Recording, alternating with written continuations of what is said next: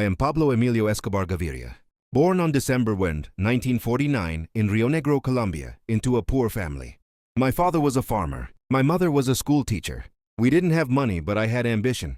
As a teenager, I learned how the streets worked. I sold fake lottery tickets, stole cars, smuggled cigarettes. Crime wasn't my dream. It was my shortcut. Then cocaine exploded in the United States. I saw an opportunity no one else did.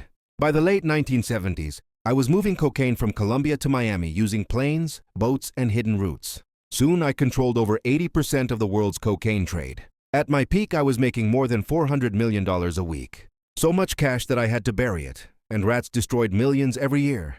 They called me El Patron. I built houses, schools, hospitals, and football fields for the poor. Entire neighborhoods in Medellin existed because of me. To many people, I wasn't a criminal. I was a savior.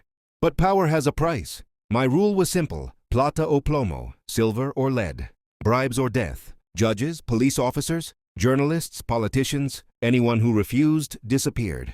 Car bombs exploded in cities. Fear became my currency. I even entered politics and became an alternate member of Congress. But when my past was exposed, the government turned on me. In 1991, I surrendered, but only on my terms. I was sent to La Catedral, a prison I built myself.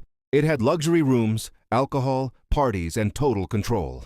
It wasn't a prison. It was my kingdom. When the government tried to move me to a real prison, I escaped. For 16 months, they hunted me.